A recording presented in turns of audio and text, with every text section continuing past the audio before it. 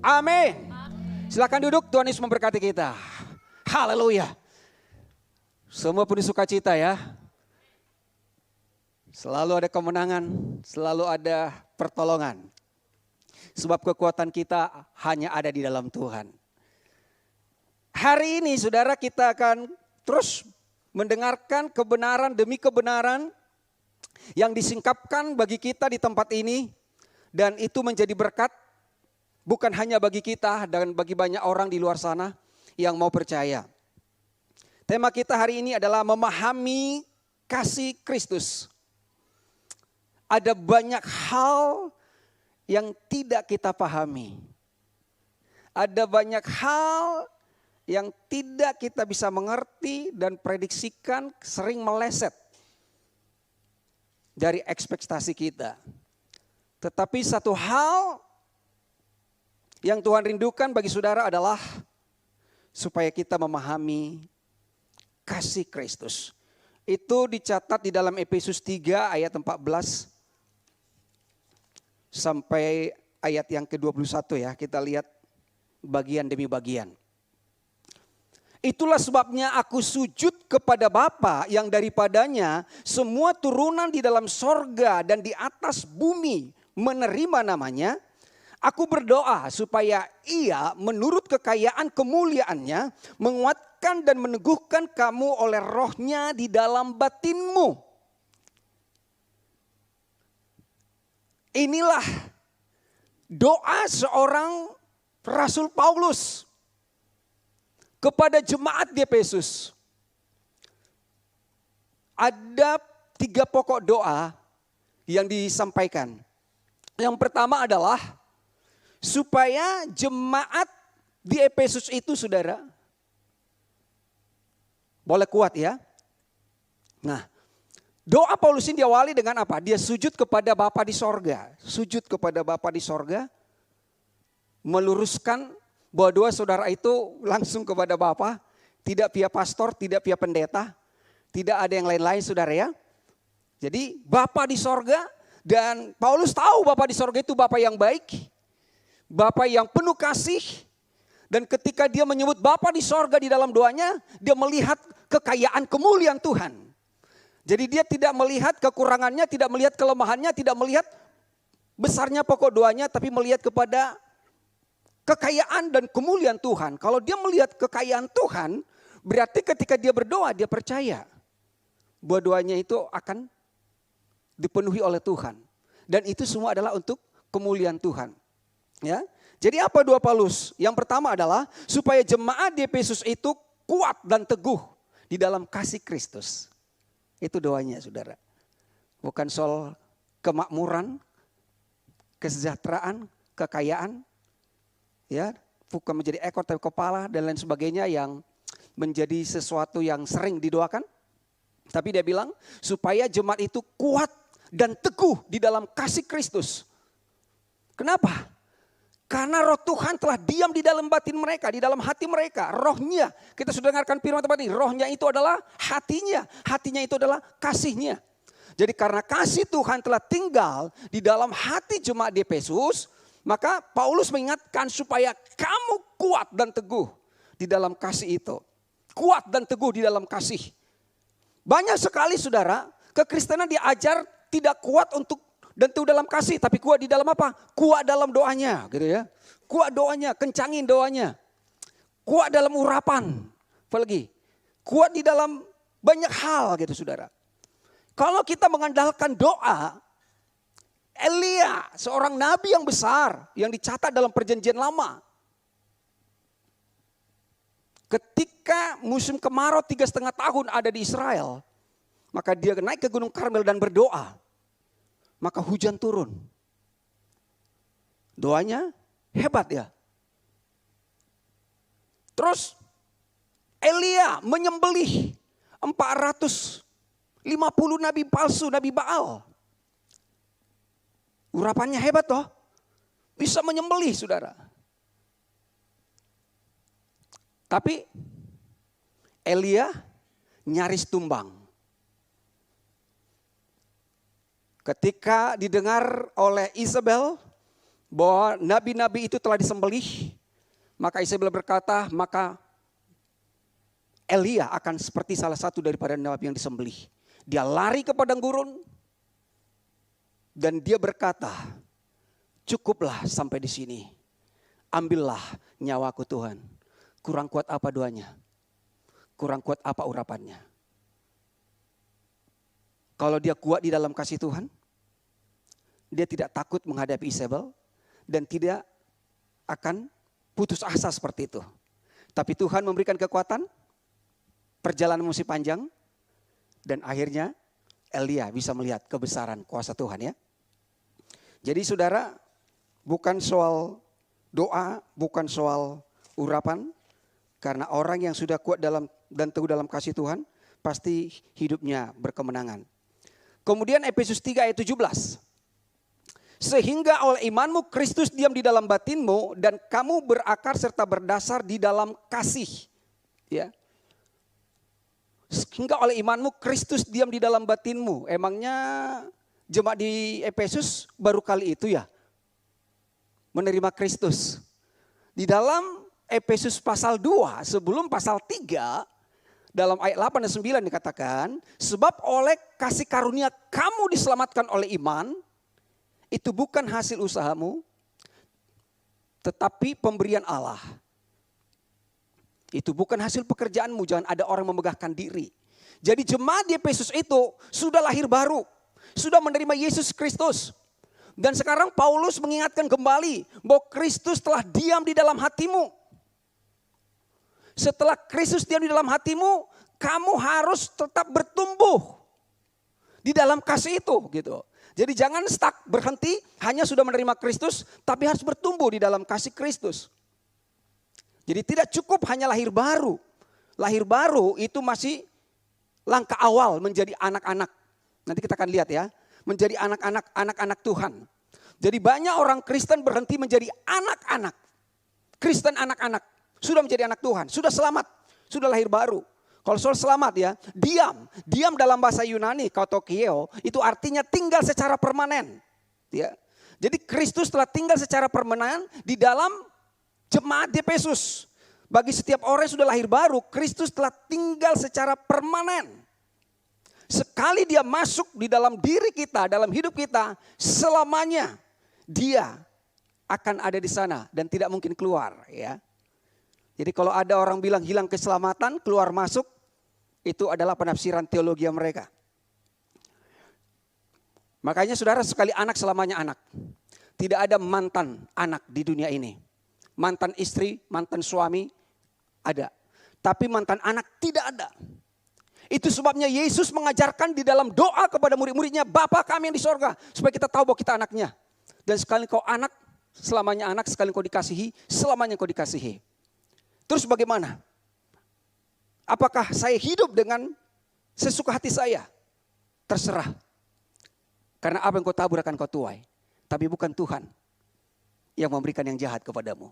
Semua adalah akibat perbuatan yang buruk, kita akan menerima dampaknya. Tapi ketika saudara melekat terus dalam kasih Tuhan, maka saudara juga akan menerima berkatnya ya. Jadi di sini kita sudah melihat jemaat di Efesus ini tidak berhenti hanya sebagai anak-anak saja. Bangsa Israel sudah diselamatkan. Kalau dalam konteks perjanjian baru, mereka sudah lahir baru. Tapi mereka hanya mutar-mutar di padang gurun. Anak-anak kerjanya bersungut-sungut. Belum mengerti, belum mengenal. Mari kita lihat lagi dalam selanjutnya, slide berikutnya ya. Efesus 3:17 tadi saudara. Sehingga oleh imanmu Kristus diam dalam hatimu dan kamu berakar serta berdasar di dalam kasih. Nah, setelah Kristus diam di dalam hati kita, maka kita itu perlu berakar dan berdasar. Ya, kamu berakar dan berdasar di dalam kasih Kristus. Akarnya apa? Di gereja banyak sekarang orang punya akar, akar kepahitan. Ya, membuat ujaran kebencian, saudara ya, kepahitan. Akarnya kepahitan, saudara ya.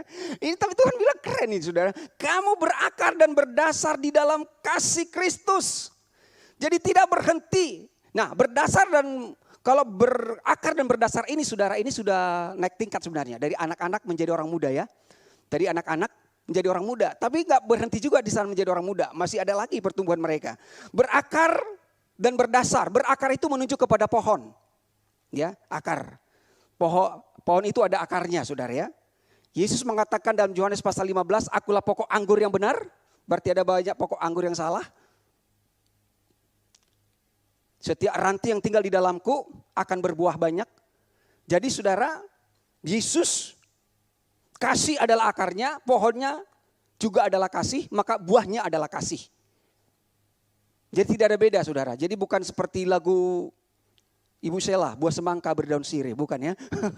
Jadi kalau memang buahnya kasih, daunnya kasih, akarnya kasih, pohonnya kasih gitu saudara ya.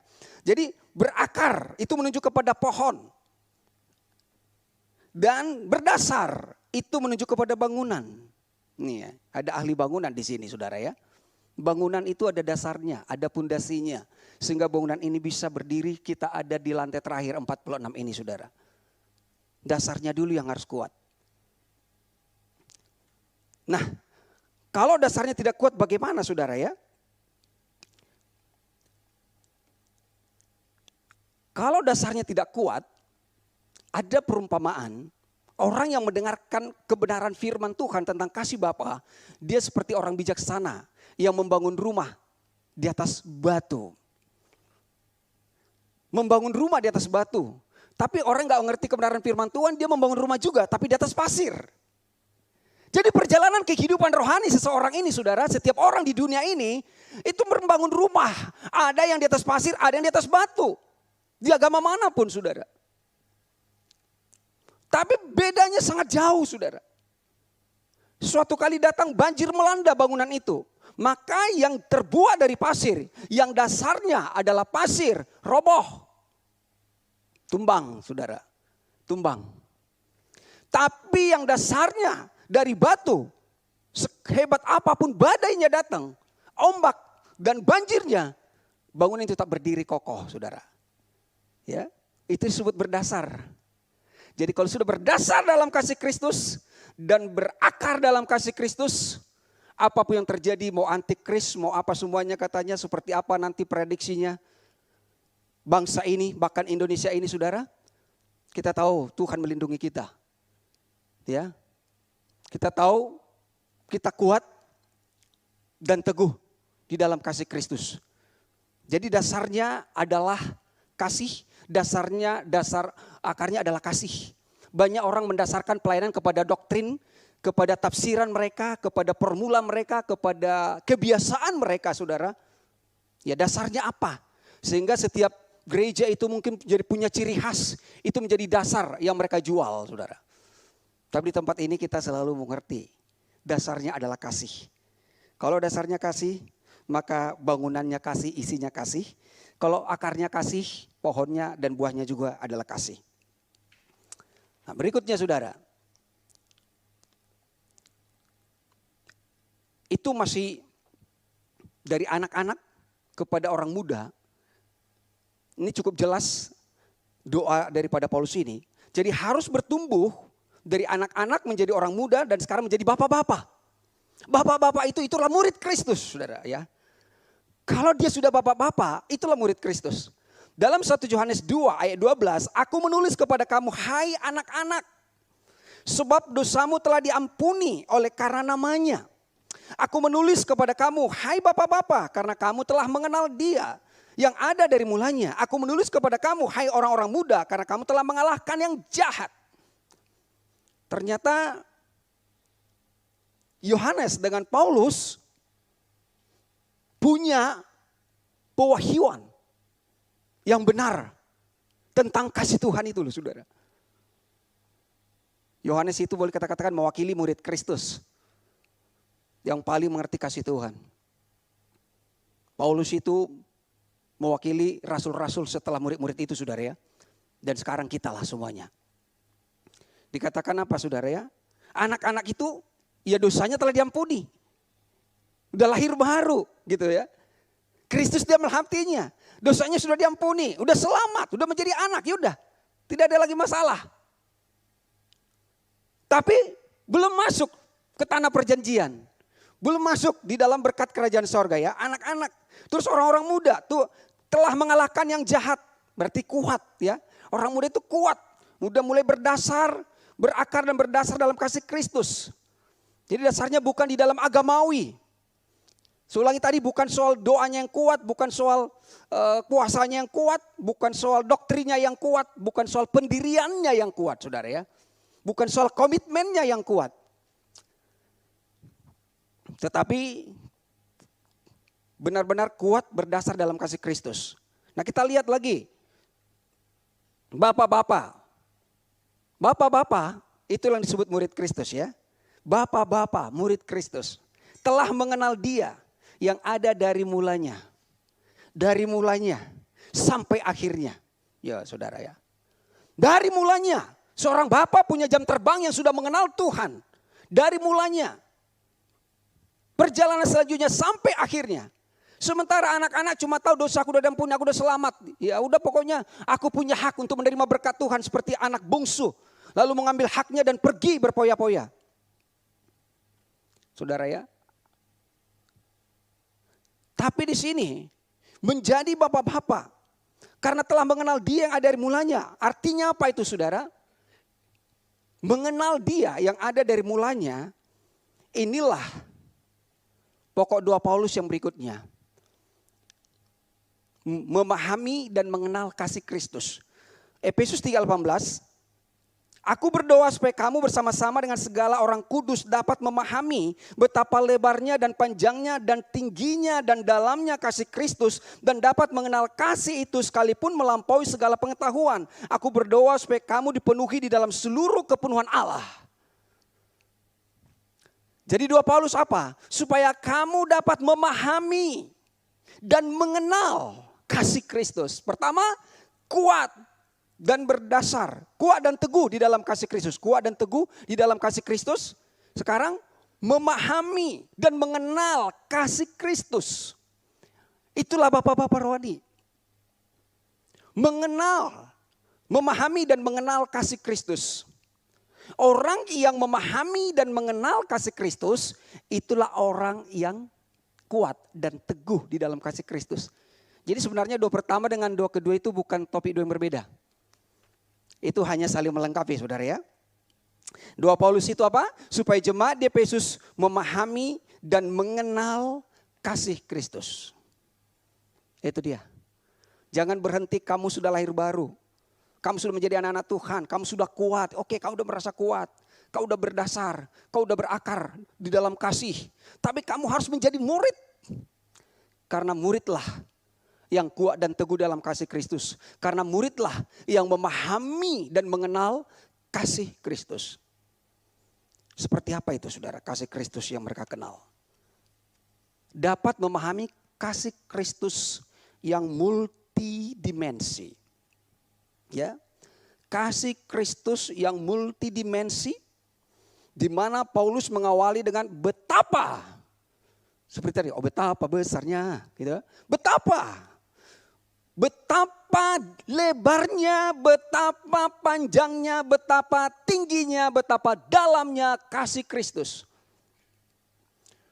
Penggunaan kata betapa itu menunjuk kepada sesuatu yang besar, yang tak terhingga.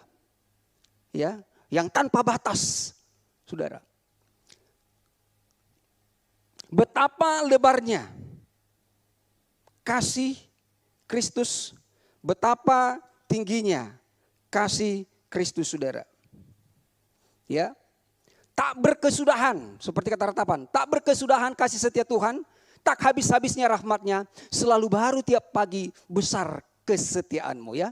Tak berkesudahan, tak habis-habis, selalu baru, ya kan? Selalu baru, ada lagi besar. Tetap ada. Itulah kasih Tuhan itu, saudara. Mari kita lihat bagaimana itu yang disebut lebar, panjang, tinggi, dan dalamnya. Ya. Lebarnya kasih Kristus itu meliputi semua etnis manusia. Sehingga bukan untuk orang Yahudi, bukan untuk orang Yunani, bukan untuk orang Indonesia, Timur Tengah atau apapun. Jadi Lebarnya kasih Kristus itu tanpa tembok. Tidak ada batasannya saudara. Tanpa batas. Lebarnya kasih itu tanpa batas saudara. Mau diarungi tidak akan pernah mentok. Jadi saudaraku, kasih Tuhan itu untuk semua bangsa. Jangan mau dipecah belah. Oleh karena pemahaman-pemahaman yang salah. Kita tidak punya musuh sebenarnya. Kalau kita mengerti kasih Tuhan ya. Lebarnya kasih itu meliputi semua etnis manusia. Tanpa batas, itulah kasih. Itulah yang dipahami oleh Yohanes. Maka dikatakan, aku menulis kepada kamu bapak-bapak, karena kamu sudah mengenal dari mulanya. Supaya kamu memahami dan mengenal, inilah kasih itu tanpa batas. Lebarnya itu tanpa batas. Dan panjangnya kasih Kristus itu bertahan hingga kekekalan. Sepanjang jalan yang tidak berujung saudara. Tak berkesudahan. Tak berkesudahan. Makanya ketika Elia menyerah. Lalu dia tertidur. Malaikat membangunkannya, kasih makanan lagi. Come on. Kamu harus makan supaya kamu kuat. Perjalananmu masih jauh. Perjalananmu masih jauh. Semua kita yang muda yang tua. Kita masih punya perjalanan. Ayo. Bangun kembali. Jalanmu. Jalan ini sudah buntu.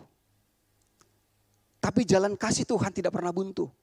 Jalan ini tertutup yang mungkin sedang saudara hadapi. Tapi jalan kasih Tuhan tidak pernah tertutup. Tidak pernah habis-habis saudara. Gak ada gang buntu. Ya, jadi panjangnya itu tak berkesudahan saudara. Kekal. Tak bisa diukur, tak bisa dijangkau. Tingginya kasih Kristus. Betapa tingginya itu mencerminkan keagungan dan kemuliaan Tuhan. Tahtanya itu ada di atas, bukan di bawah. Bapa sorga itu ada di atas. Kita memang sekarang hidup dalam kerajaan sorga. Saudara, seorang raja pakai mahkota, itu bukan di pinggangnya, bukan di kakinya, tapi di kepalanya. Itu betapa agung dan mulia kasih itu. Siapa lagi yang bisa mempesona kita? Siapa lagi yang lebih indah, yang lebih agung, yang lebih mulia daripada Kristus? Sungguh saudara, pencapaian apa yang kita cari? Kehebatan apa yang dimiliki manusia? Kasih itu agung dan mulia. Semua pencapaian dunia hanya semu dan sementara. Tapi kasih Tuhan itu agung dan mulia. Tidak ada lagi yang mau kita cari saudara. Ya, kasih itu tanpa batas. Kenapa kita berhenti? Tak berkesudahan. Kenapa kau tinggal di sini? Jalanlah. Betapa agung dan mulia. Apalagi yang menyilaukan mata kita. Mata kita tertuju terus kepada Tuhan. Dalamnya kasih Kristus menjangkau orang yang paling berdosa sekalipun. Kasih itu tanpa syarat. Apa? Petrus membatasi kan? Ketika dapat penglihatan. Lalu ada binatang yang berkaki 4. Ini binatang najis, binatang haram. Enggak pernah ini ku makan. No. Masih saudara. Enggak layak. Orang-orang di luar orang Israel untuk menerima kasih Tuhan. Tapi dia berubah. Mengalami perubahan saudara. Jadi kasih Tuhan itu tanpa syarat. Imam-imam. Ahli-ahli Taurat orang Parisi. Membawa seorang wanita yang berjinah ke hadapan Yesus dan melemparkannya di depan Yesus. Hendak melempar dengan batu. Karena wanita ini adalah wanita pendosa. Pendosa yang paling dalam pemahaman mereka. Tapi Tuhan mengampuni, mengasihi tanpa syarat. Saudara ya. Sudah selesai. Apalagi? Di dunia ini banyak syarat-syarat yang saudara harus ikutin. Udah kita penuhi syarat-syarat belum tentu lolos gitu saudara ya. Mazmur 36:5, ya Tuhan kasih-Mu sampai ke langit, setiamu sampai ke awan-awan. Saudara, inilah memahami dan mengenal kasih ini. Betapa lebar, betapa panjang, betapa tinggi, betapa dalamnya. Tidak ada lagi saudara yang membuat kita berpaling kepada yang lain ya. Kita lanjutkan lagi di dalam Efesus 19 Efesus 3:19 maksud saya. Dan dapat mengenal kasih itu sekalipun ia melampaui segala pengetahuan. Jadi kasih Kristus itu melampaui segala pengetahuan. Ya, nggak bisa dicapai di dalam pendidikan S3, profesor segala macam ya.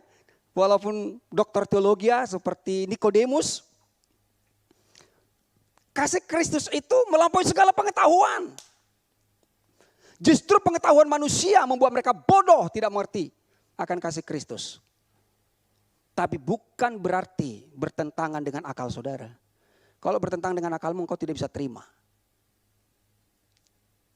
Cuma kita, iya ya. Oh iya ya. Kasihnya tanpa batas, tanpa syarat, agung dan mulia. Kasihnya tak berkesudahan. Lalu pikiran kita dibaharui. Menerima hati yang baru, menerima pikiran yang baru. Saudara ya, sehingga kita boleh mengenal kasih Tuhan yang sempurna. Kita telah mengenal dan telah percaya akan kasih Allah kepada kita. Allah adalah kasih dan barang siapa tetap berada dalam kasih, ia tetap berada dalam Allah dan Allah di dalam dia. Jadi siapakah yang mengenal kasih Tuhan? Bagaimana yang disebut mengenal kasih Tuhan? Simpel saja, udah dijawab kok oleh Rasul kasih itu. Orang yang mengenal kasih Tuhan itu dia tahu bahwa Tuhan mengasihi dia. Kalau saudara tahu Tuhan mengasihi saudara, saudara sudah mengenal kasih Tuhan. Tapi kalau saudara berpikir, kalau aku lagi ibadah begini Tuhan mengasihi saya. Tapi kalau besok saya lupa berdoa, lupa baca firman Tuhan, aduh Tuhan so marah sama saya. Berarti saudara belum mengenal kasih itu. Mengenal kasih Tuhan adalah saudara tahu bahwa Tuhan mengasihi saudara. Kemudian saudara tahu bahwa Tuhan adalah kasih. Engkau berubah-ubah, saya berubah-ubah. Tapi kasih tidak pernah berubah. Posisimu bisa di atas, bisa di bawah, up and down. Tetapi kasih terus menjangkau saudara. Di kedalaman manapun engkau akan ditarik. Mencoba engkau pergi ke langit ketujuh. Seperti Daud berkata, sekalipun aku pergi ke langit, engkau akan menjangkauku di sana. Sekalipun aku menaruh tempatku di liang kubur. Saudara, mau kemana saudara? Ya, kita tahu bahwa Tuhan itu adalah kasih. Dan kalau kita sudah tahu Tuhan itu sudah kasih dan Tuhan mengasihi kita, ya sudah, apalagi titik, tinggallah di dalam kasih itu. Jadi orang yang mengenal kasih Tuhan, dia sudah tinggal di dalam kasih Tuhan. Gak keluar masuk lagi saudara ya, tinggal di dalam kasih Tuhan. Orang yang dapat memahami, berikutnya, orang yang dapat memahami dan mengenal kasih Kristus, siapa? Itulah murid Kristus. Itulah bapak-bapak tadi saudara. Yang sudah mengenal. Kan mengenal Tuhan dari mulanya. Ya, dari mulanya dari kitab Kejadian Tuhan itu adalah kasih. Tuhan itu memberkati dan menguduskan. Itulah kasih itu saudara ya. Tuhan memberkati dan menguduskan. Lalu dalam kitab Injil dia penuh kasih karunia dan kebenaran. Itulah Tuhan yang adalah kasih. Kasih tak berkesudahan. Makanya ini saudara mengenal kasih Kristus ini saudara. Karena apa? Karena kasih itu gak berkesudahan. Tanpa batas, tanpa syarat, agung dan mulia. Sama, sifatnya kekal. Nubuat akan berakhir. Bahasa roh akan berhenti, pengetahuan akan lenyap. Kenapa ini disangkut pautkan saudara? Karena kalau murid Kristus dia akan fokus kepada kasih Tuhan. Tapi orang agamawi yang mereka kejar itu tadi saudara. Nubuat. Yang menjadi RI 1 adalah ini. Bisa juga pendeta nubuati saudara. Lalu semua ikut gitu saudara ya. Bahasa roh. Itu dikejar orang. Pengetahuan. Ya. Karunia saudara. Tidak ada yang salah. Tapi kalau ini yang dikejar saudara. Itu akan berakhir. Akan berhenti. Lenyap. Jadi itu apa? Tanpa bekas gitu ya. Berakhir, berhenti, lenyap. Tapi kalau saudara hidup di dalam kasih Tuhan. Saudara akan memiliki itu semuanya. Jadi dasarnya harus kasih. Karena orang bisa bernubuat. Bisa berbahasa roh. Tapi dibuat-buat. Dalam Matius pasal 7. Saudara ya. Jadi kita paham. Bagaimana kita mengenal kasih Tuhan itu. Kasih yang tak berkesudahan. Efesus 3 ayat 19. Aku berdoa supaya kamu dipenuhi di dalam seluruh kepenuhan Allah. Doa pertama tadi, supaya kuat dan teguh dalam kasih Kristus. Yang kedua, supaya memahami dan mengenal kasih Kristus. Yang ketiga, supaya dipenuhi dalam seluruh kepenuhan Allah. Dipenuhi dalam seluruh kepenuhan Allah. Sudah selesai. Ya, dipenuhi dalam seluruh kepenuhan Allah. Sekarang pertanyaannya, apa itu kepenuhan Allah? Bagaimana saya dipenuhi dalam seluruh kepenuhan Allah? Kolose 1 ayat 19, karena seluruh kepenuhan Allah berkenan diam di dalam Dia, Kristus. Jadi tidak ada persyaratan-persyaratan, formula-formula yang harus saudara kerjakan untuk mendapatkan the next level ya. Yang selalu suka dibuat level berikutnya, level berikutnya, level berikutnya. Tidak saudara ya. Seluruh kepenuhan Allah itu ada di dalam Kristus. Dan sebab di dalam Dia, di dalam Kristus berdiam secara jasmania seluruh kepenuhan kealahan. Dan kamu telah dipenuhi di dalam Kristus. Dialah kepala semua pemerintah dan penguasa. Perhatikan saudara dalam ayat 10a, kamu telah dipenuhi di dalam Dia, Kristus. Kamu telah dipenuhi di dalam Kristus. Kepenuhan Allah ada di dalam Kristus. Dan kamu telah dipenuhi di dalam Kristus. Berarti saudara sudah dipenuhi oleh kepenuhan Allah. Amin. Sudah dipenuhi. Selesai kan saudara? Sudah dipenuhi. Tinggal saudara ngerti, sadar, dan menjalaninya. Ya.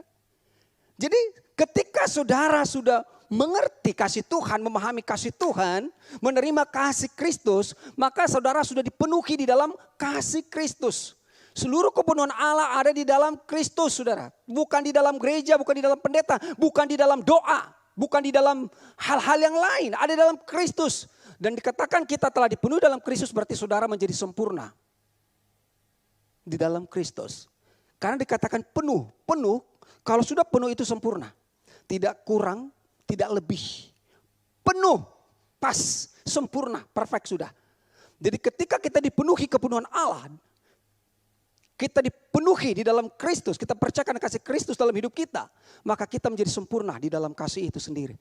Kita menjadi sempurna di dalam Kristus. Saudara ya. Nah, kita lanjut lagi kepenuhan Allah ini bagaimana ditekankan. Efesus 4 ayat 13. Kita hanya bahas tadi dari Efesus 3 ayat 14 sampai 21. Tapi saudara, Efesus 3 itu di awal dari Efesus 2. Bahwa Kristus di mana dikatakan mereka telah selamat oleh kasih karunia. Menerima kasih karunia Tuhan untuk diselamatkan. Itu sebabnya Kristus diam dalam hati mereka. Dan sekarang Efesus 4 ini setelah Efesus 3 menjelaskan bagaimana bahwa jemaat di Efesus itu Anda sudah sempurna. Kamu sudah sempurna dalam kasih Kristus gitu loh. Dan karena kamu sempurna, kamu kuat. Kamu teguh. Karena kamu sempurna, kamu memahami dan mengenal. Sehingga tidak akan melenceng lagi. Efesus 4 ayat 13 dan seterusnya. Sampai kita semua telah mencapai kesatuan iman dan pengetahuan yang benar tentang anak Allah. Pengetahuan yang benar tentang anak Allah. Tentang Kristus. Kedewasaan penuh menjadi murid Kristus, menjadi bapak-bapak. Dan tingkat pertumbuhan yang sesuai dengan kepenuhan Kristus sempurna. Sudah masuk dalam kepenuhan Kristus sehingga kita bukan lagi anak-anak. Halo, bukan lagi anak-anak. Anak-anak gampang diiming-iming, ya kan? Dikasih sekian aja nasi bungkus langsung ikut. 3 dicoblos. Jadi saudara, anak-anak, kamu bukan lagi anak-anak. Bingung kan?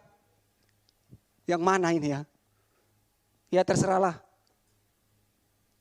Jadi aku doakan. Oke gas, bukan saudara ya.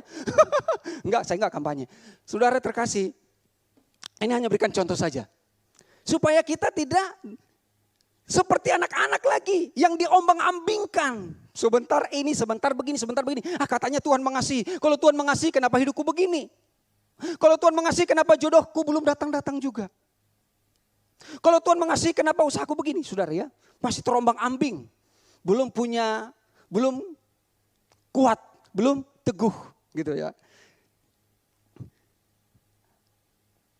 Sehingga kita bukan lagi anak-anak yang diombang-ambingkan oleh rupa-rupa angin pengajaran. Angin, hati-hati masuk angin ya.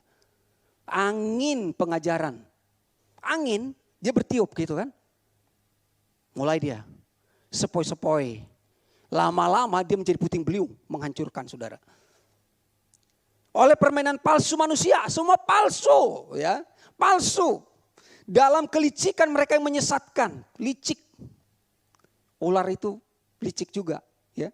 Licik dan menyesatkan, tetapi dengan teguh berpegang kepada kebenaran di dalam kasih, kita bertumbuh dalam segala hal ke arah Dia, Kristus yang adalah kepala.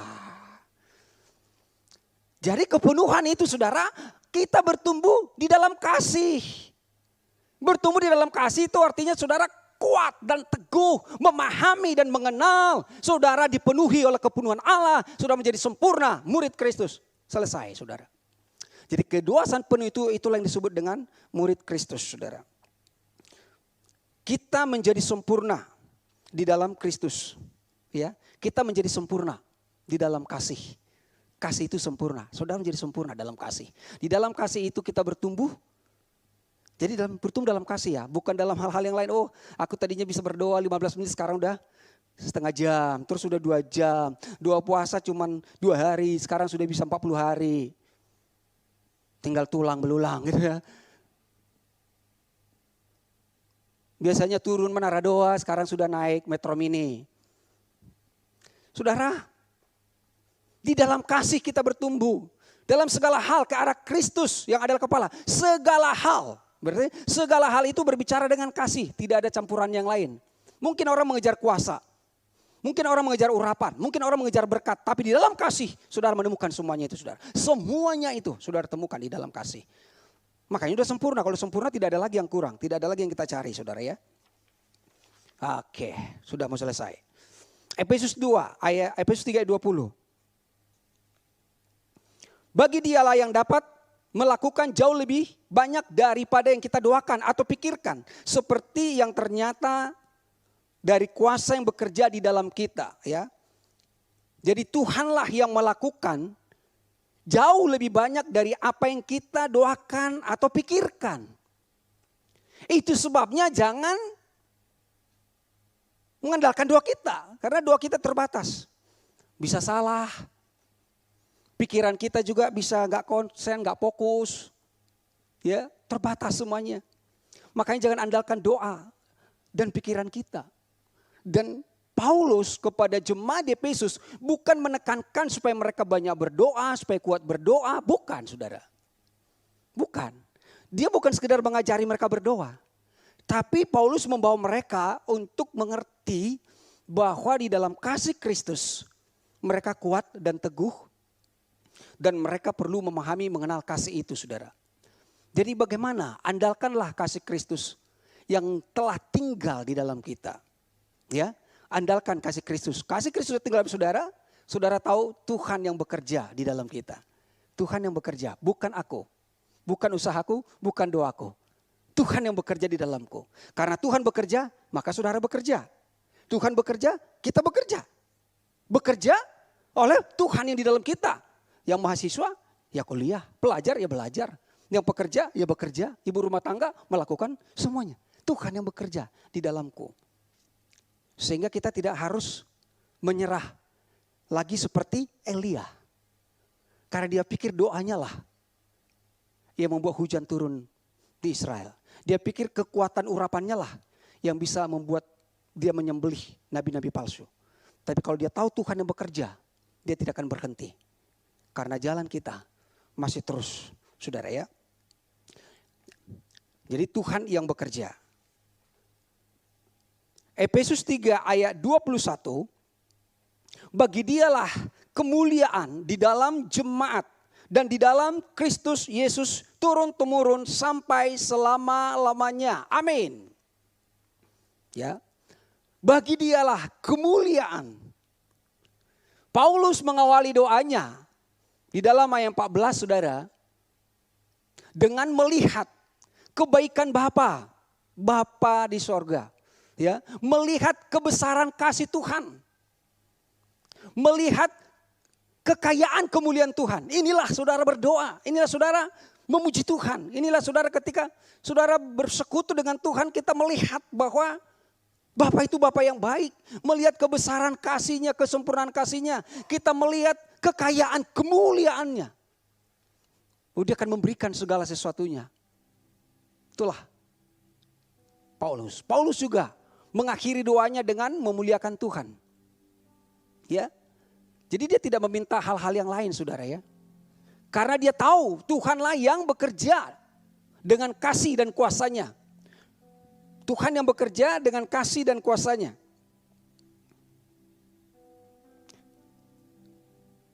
Melebihi dari apa yang didoakan dan dipikirkan. Kita muliakan Tuhan, bukan aku Tuhan, bukan karena doaku. Tapi aku berdoa karena aku menyatu dengan Engkau Tuhan. Paulus memberikan kemuliaan hanya kepada Tuhan. Jadi murid Kristus itu saudara, tahu Tuhan yang bekerja di dalamnya. Sehingga memberikan kemuliaan kepada Tuhan. Singkat ya. Baik, saya simpulkan saudara ya. Yang pertama tadi, ada 3 tadi pokok doa Paulus. Mau kita simpulkan, 3-3-nya ini ada perbedaan. Pertama, supaya firman kita dengarkan hari ini kesimpulannya adalah supaya saudara dan saya kuat dan teguh di dalam kasih Kristus. Itu saja. Saudara kuat dan teguh. Berakar, berdasar. Kalau Anda berakar seperti pohon maka saudara akan berbuah. Kalau kita berdasar di dalam kasih maka kita akan teguh, bangunannya tidak akan roboh. Jadi kuat dan teguh di dalam kasih Kristus. Yang kedua, supaya kita memahami dan mengenal kasih Kristus. Supaya saudara memahami dan mengenal kasih Kristus. Saudara tahu bahwa kasih itu begitu lebar, tanpa batas. Bahwa kasih Kristus itu begitu panjang, tak berkesudahan. Bahwa kasih Kristus itu begitu tinggi, agung dan mulia. Bahwa kasih Kristus itu begitu dalam, kasih yang tanpa syarat. Kemana lagi saudara mau pergi? Mau cari yang mana lagi? Itu sebabnya saudara akan tinggal di dalam kasih itu. Saudara bisa memahami dan mengenal. Kita bisa mengenal dan memahami. Lalu kita dipenuhi dalam seluruh kepenuhan Allah. Saudara, kita ini menjadi sempurna. Menjadi sempurna di dalam Kristus. Karena Kristus adalah kepenuhan Allah. Kristus dalam kita kuat dan teguh dalam kasih Kristus, kita memahami dan mengenal kasih Kristus, maka kita juga dipenuhi dalam kepenuhan Allah. Kita menjadi sempurna di dalam Kristus. Murid Kristus. Tuhan Yesus memberkati kita semuanya. Kita berdoa. Terima kasih Bapa, Kau Bapa yang baik, yang penuh kekayaan dan kemuliaan. Engkau Tuhan Yesus membuat kami kuat dan teguh di dalam kasih-Mu. Membuat kami memahami dan mengenal kasih-Mu yang sempurna. Dan kami bersyukur telah dipenuhi di dalam seluruh kepenuhan Allah, menjadi sempurna di dalam Kristus.